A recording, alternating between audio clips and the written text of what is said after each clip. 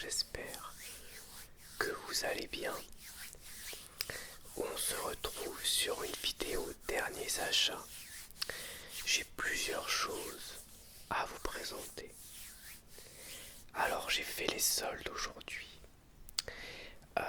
et j'avais acheté des choses avant, notamment en occasion et un film neuf au prix, pas au prix fort mais presque.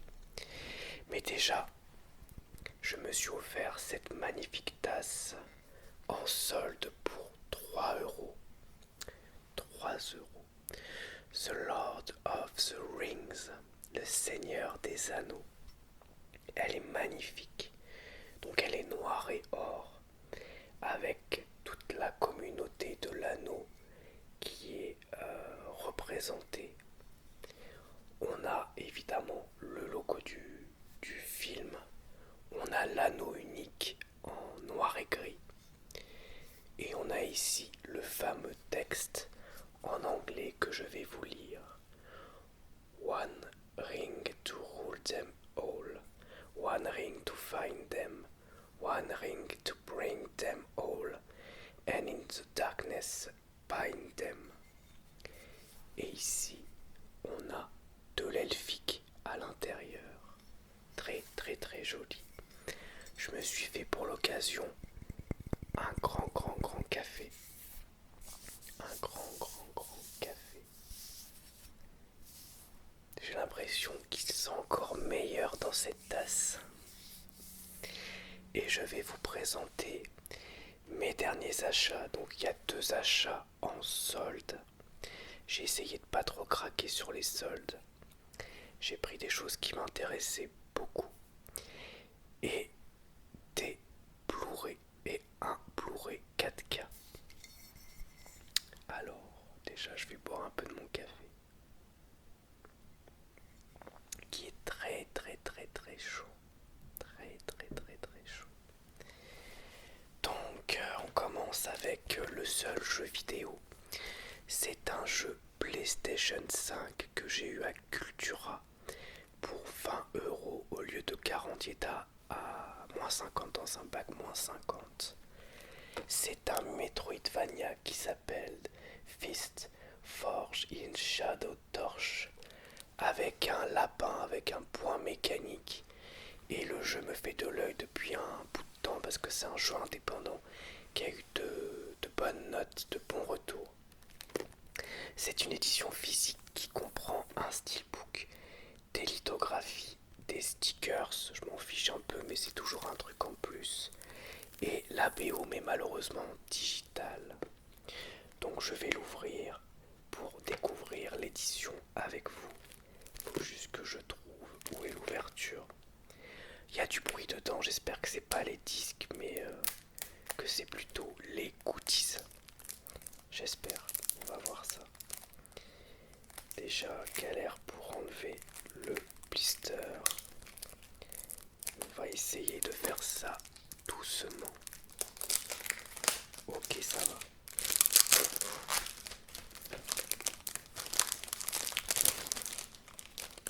Parfait.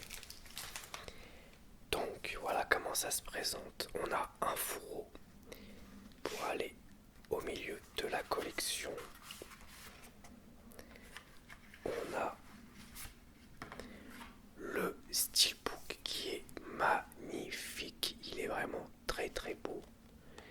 Il a en plus un effet brillant sur le lapin avec le point, mais vous le voyez peut-être pas très bien vous. Très joli. Avec une dominance de orange et noir, mais on a aussi un petit peu de bleu-gris. Très joli. Au dos, on a le titre Fist. Pareil évidemment sur la tranche du jeu. Et à l'intérieur, on a, et oui, le disque qui se balade évidemment. C'était bien le disque qui se baladait. Donc je le range. Le Game Soundtrack, bon, si ça vous intéresse, je vous mets quand même le code parce que moi, en digital, ça m'intéresse pas. Et j'aurais dû vous montrer le fond du steelbook avant de ranger le CD. C'est pas grave. Ça fait des bruits de manipulation en plus.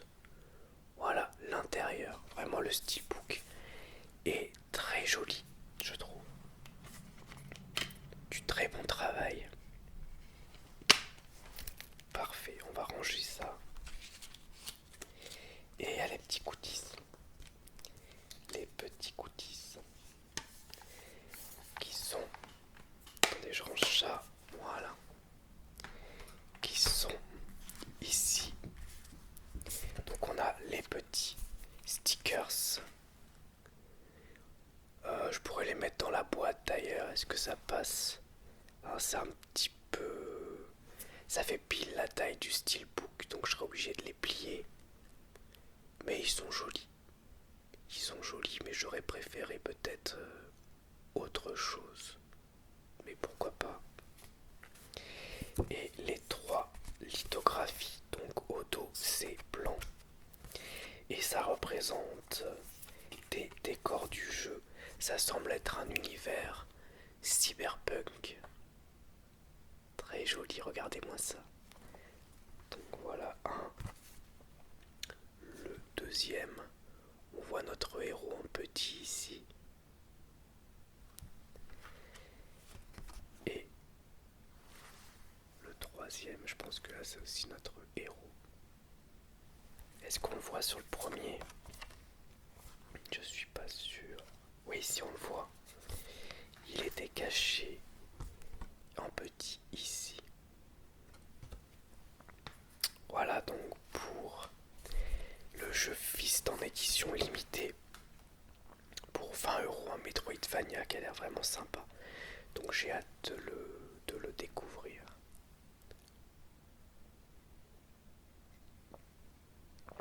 Je vais boire un petit peu de café.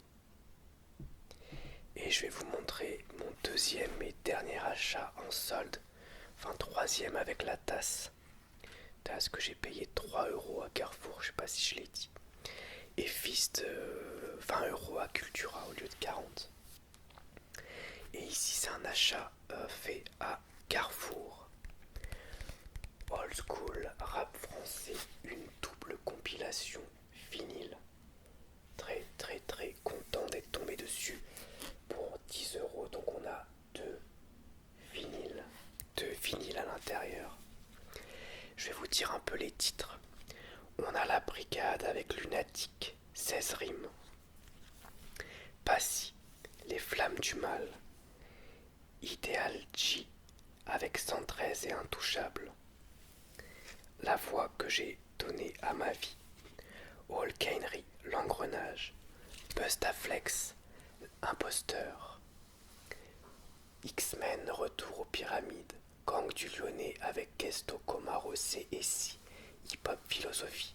Stony Bugsy, Avoir le pouvoir. La Caution, Thé à la menthe. Diamc, Antilope. SA avec des Si, on mettrait Paris en bouteille. Cool chaîne, y a plus de place. Deux balles de nègre, La magie du tiroir. ATK avec Zoxy. Attaque à Mike armé. This is la peste et Abuse, toute la vérité n'est pas bonne à dire. Kamel l'ancien avec I am stressé.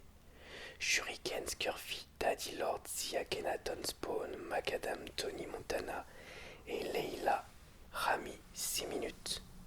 Tunisiano, est-ce que j'ai la cote? Alonso avec Cynic et Medine, La rue en direct. Mafia, j'ai la rime. Et 7 Gecko, VIP dans le tiers quart. Très très cool. Je vais l'ouvrir. Je vais l'ouvrir pour voir à quoi ressemblent les vinyles et voir s'il y a un petit truc avec, je sais pas, les paroles par exemple. Même si j'y crois pas trop. Souvent sur ces compilations, pour qu'elles soient vendues pas trop cher, souvent il y a un peu le strict minimum. Mais du coup ça fait 5 € le vinyle, ça fait vraiment pas cher. Moi je trouve que c'est vraiment pas cher. vinyle, ça coûte une blinde aujourd'hui. Un petit peu en galère pour le blister. Mais ça va le faire. Voilà. Je le mets par terre, on s'en fout. Je rangerai plus tard. Donc voilà, sans blister, la couverture. Il y a un petit texte sur la compile, mais je vais pas vous le lire. Et on a les 2 vinyles. Je vais vous en sortir qu'un pour vous montrer. Je vais pas vous sortir les 2. Voilà, le premier vinyle. Effectivement, il n'y a pas de flyer. C'est très basique. On a juste voilà, le vinyle noir avec side A, side B. Ok. Donc 10 € pour ces 2 vinyles compile de rap français old school. Ça, c'était pour les soldes.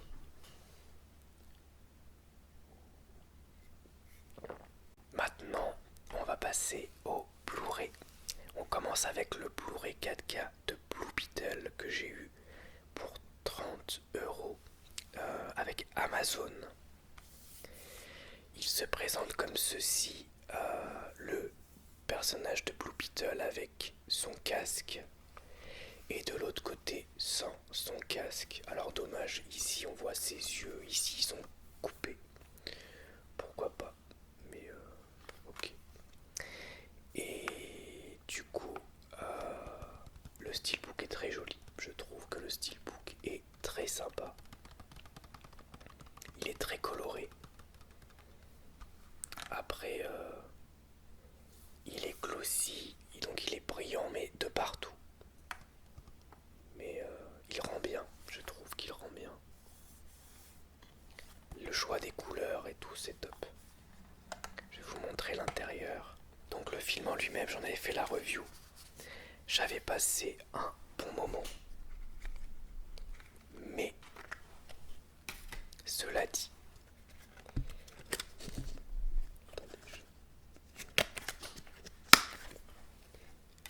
j'avais passé un bon moment, mais cela dit, voilà l'intérieur déjà. Le film n'invente rien du tout. Il y a un petit peu de Spider-Man, il y a un petit peu de Iron Man, le tout saupoudré de culture latino. Mais je trouve que c'est un film de super-héros correct au vu de certaines catastrophes qu'on a eues cette année. Par exemple, je pense à Ant-Man 3, Aquaman 2, etc. J'ai passé plutôt un bon moment. Il y a le petit flyer, évidemment que j'ai conservé. Je vais quand même vous lire le synopsis. Tandis que James Reyes, fraîchement diplômé de l'université, je sais plus si c'est Jamie Reyes, fraîchement diplômé de l'université, cherche à trouver sa place dans le monde. Le destin s'en mêle lorsqu'il se retrouve par hasard en possession d'une ancienne relique de la biotechnologie extraterrestre, le scarabée. Je l'ai fermé, non, je l'ai pas fermé. Voilà. Puis pas les Blu-ray violet, bleu, sérigraphié, ça c'est pas mal, avec le scarabée. Une jolie édition, une belle édition, que j'ai donc pour 30 € au lieu de 35 sur Amazon. Un petit 5 € de réduction, et sans dégâts, ça fait plaisir.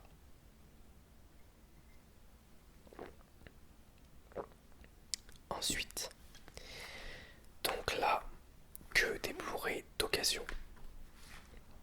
J'ai tout acheté en compagnie d'un youtubeur qui s'appelle Dohair House, Dominique de son prénom, qui est une chaîne spécialisée dans les films d'horreur. On s'est rencontrés récemment, c'était super cool. Il m'a conseillé plein de films. Il y en a d'autres que je voulais voir, qu'il m'a pas forcément conseillé parce qu'il avait moins aimé, mais j'avais envie de les voir. principalement des films d'horreur, de survie, etc. On commence avec un film qui s'appelle Sanctum.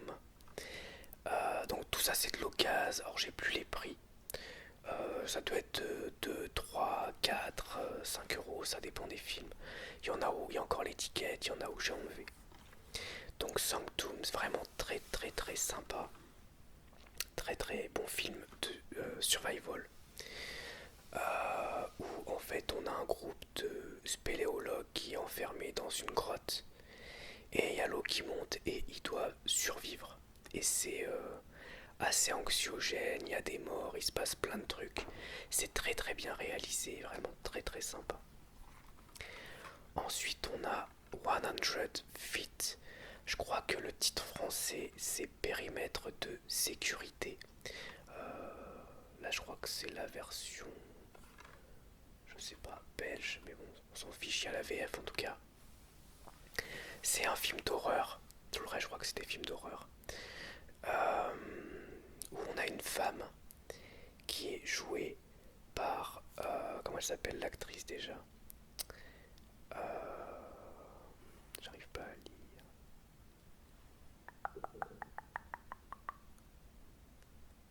Famke Janssen, je crois que c'est comme ça. Je sais pas si ça se prononce comme ça.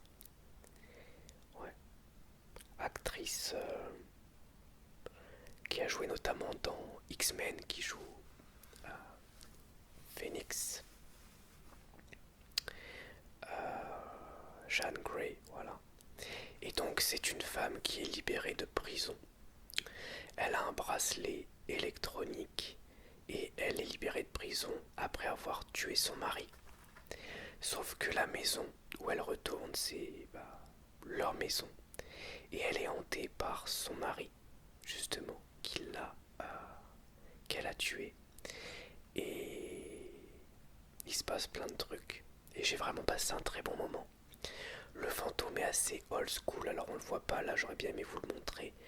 Il y a un effet un peu cheap et old school sur le fantôme, mais qui je trouve fonctionne bien. Et il y a quelques scènes, alors il y en a peu, mais il y a une scène particulièrement gore, particulièrement violente. Et elle est assez éprouvante et ça fonctionne vraiment très très bien. Ensuite, l'exorcisme d'Anna Grace, que j'ai beaucoup aimé, qui est un film d'horreur, pas vraiment d'exorcisme finalement, parce que l'exorcisme c'est le tout début du film. L'exorcisme se passe mal. Un petit coup de café. L'exorcisme se passe mal. La fille meurt, décède. Mais en fait, elle est toujours possédée par le démon et il va se passer des trucs dans une morgue. Et ce qui est assez étonnant, c'est que finalement ça vire un peu au slasher fantastique dans la façon dont est construit le film. Avec, on voit un personnage, il a un dialogue avec l'héroïne et après il se fait tuer et après etc. Et en avançant on découvre des choses. On a des révélations et tout. Finalement un petit peu comme un slasher. C'est très bien réalisé. La morgue est assez flippante. La petite fille aussi est très flippante, je trouve. Il y a quelques effets vraiment sympas. Ça révolutionne rien, mais vraiment c'était bien, j'ai bien aimé. Ensuite, la Dame Blanche, la malédiction de la Dame Blanche qui fait partie du Conjuring Verse. Donc c'est le dernier film du Conjuring Verse qui me manquait. Enfin plus maintenant puisqu'il y a la Nonne 2. Mais jusqu'à la Nonne 2 c'était le dernier. Je l'ai regardé celui-là avec ma maman, qui est amatrice de films d'horreur. Et on a passé un bon moment. Alors il y a tous les clichés des films d'horreur dedans. C'est pas du tout original. Mais cela dit, c'était efficace. La Dame Blanche est très bien faite. La photographie du film est très belle. Et pour moi, le film il mérite la moyenne. Voilà, il mérite pas une note énorme. Je lui mettrais un 5,5 ou 6 sur 10. Mais j'ai passé vraiment un bon moment devant, c'était sympathique. Et je pourrais le revoir sans déplaisir. C'était sympa. Après, il y a quelques facilités scénaristiques, mais ça marche bien. C'est pas du tout le pire film du Conjuring Verse. Le pire film du Conjuring Verse pour moi c'est Annabelle 1. Ensuite, un film que lui m'avait pas conseillé, mais moi qui me faisait envie, et du coup là il était à 4 €, c'est Harpoon, qui est un genre de mélange entre un survival et un slasher. Un film moyen. Je mettrais tout juste la moyenne. En fait, ce qui le sauve, c'est les morts, qui sont assez efficaces, certaines assez gore et certaines assez drôles. Le reste, c'est des gens qui se retrouvent sur un bateau avec une espèce de famille de dingos. Euh, la famille un peu genre massacre à la tronçonneuse, mais pas du tout attachant, rien. Par contre, ouais, aussi ce qui est compliqué, c'est que tous les personnages sont insupportables. Ils sont tous racistes ou homophobes ou débiles.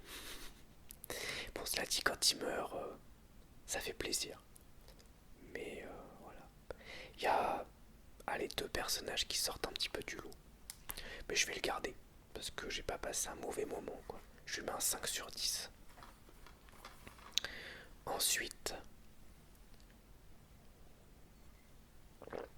on a The Stepfather, ou Le Beau-Père, qui est un remake d'un film des années 80 ou 70, je ne sais plus. Celui-ci a dû sortir au début des années 2000. Ah non, il est sorti en 2009, fin des années 2000. J'ai passé un très bon moment. Le seul défaut que je pourrais lui donner, c'est qu'il est un poil prévisible. Il y a des moments qui étaient que j'avais un petit peu deviné en avance, finalement.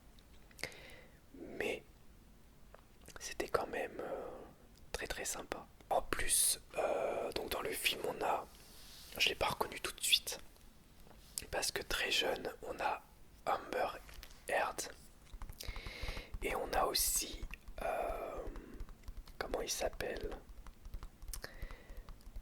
l'acteur qui joue dans You, mais je suis pas sûr de son nom. Et l'acteur qui fait le beau-père est incroyable. Il est à la fois parfois très sympathique et parfois hyper flippant, très glaçant, très froid. Et je trouve que l'acteur est très très très bon. Donc un peu prévisible mais très efficace. Il y a de la tension et j'ai passé un très bon moment devant le film. Celui-ci c'est un cadeau, c'est lui qui me l'a offert. Je ne l'ai pas payé. C'est The Jane Doe, je sais pas si on prononce comme ça, Jane Doe ou Jane Doe Identity. J'ai adoré. C'est un des meilleurs du lot, je trouve, un des meilleurs films du lot. Tout est génial dedans. La réalisation, l'idée, alors c'est marrant, il y a un concept un petit peu comme pour l'exorcisme d'Anna Grace. Ça se passe aussi dans une morgue. Enfin, c'est pas une morgue, mais bon, c'est avec un médecin légiste. Si c'est quand même une morgue en fait. C'est juste qu'elle est beaucoup plus petite que l'autre. C'est un corps c'est une femme qui est morte, qui est inconnue. Et il se passe plein de trucs fantastiques et plein de trucs flippants. Mais vraiment, j'ai beaucoup aimé. Tout est super dedans et je vous le recommande. Et ensuite, il y a 3 films que je n'ai pas vus. Enfin, il y en a un que j'ai vu il y a longtemps, mais je m'en souviens plus. On a un film d'horreur français qui s'appelle Djinn. Je vais vous lire les synopsis tout simplement. Algérie 1960. Une section de para-français est envoyée à la recherche d'un avion disparu dans le désert algérien. L'épave de l'avion est rapidement localisée, mais il n'y a aucun survivant. Juste une mallette estampillée Secret Défense. Prise d'assaut par des soldats ennemis, la troupe trouve refuge dans une étrange citadelle abandonnée. Malgré les mises en garde de la gardienne des lieux, il réveille les djinns, les esprits maléfiques du désert. Pour moi, dès que c'est du cinéma d'horreur français, je prends. Même si le film est pas ouf, parce que je trouve qu'il y a toujours une approche particulière dans le cinéma de genre français. Ensuite, on a Vanishing on 7th Street. Je ne connais pas le titre français. Avec dans le rôle principal Hayden Christensen. Vous connaissez pour le rôle d'Anakin, ado jeune adulte. Pour une raison inexpliquée, la ville de Détroit est plongée dans le noir. Encore plus inquiétant, toute vie humaine semble avoir disparu. Les voitures sont abandonnées dans les rues, les vêtements des victimes, dont les corps se sont volatilisés, sont répandus sur les trottoirs. Les commerces sont déserts. Les postes de radio et de télévision restent muets. Une poignée de survivants convergent vers le seul bar qui dispose encore d'électricité grâce à un générateur de secours. Et le dernier, c'est le film Il, qui est un film français. Je sais plus si c'est un film d'horreur ou si c'est un thriller, mais je l'avais beaucoup aimé à l'époque où je l'avais vu. Clémentine est enseignante au lycée français de Bucarest et Lucas romancier. Le jeune couple vit son bonheur dans une grande maison perdue au cœur de la forêt. Ce soir, leur vie va basculer. Ils ne le savent pas encore, mais ils sont épiés, cernés. Lorsque la nuit sera tombée, Clémentine et Lucas vont découvrir qu'ils sont là, partout, jusque dans leur maison. Qui sont-ils? Que veulent-ils?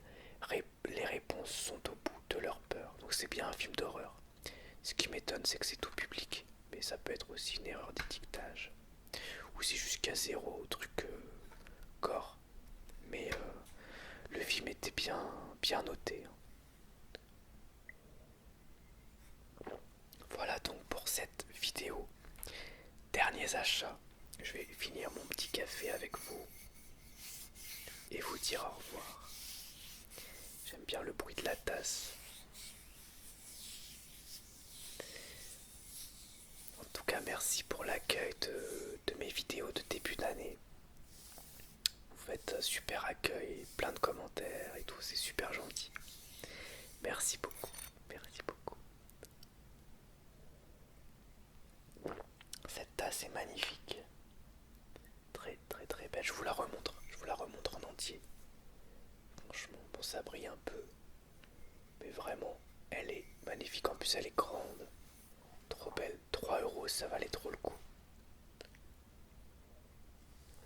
Il y en avait d'autres qui me plaisaient, mais j'ai pas voulu trop craquer, je préfère les acheter au compte-gouttes.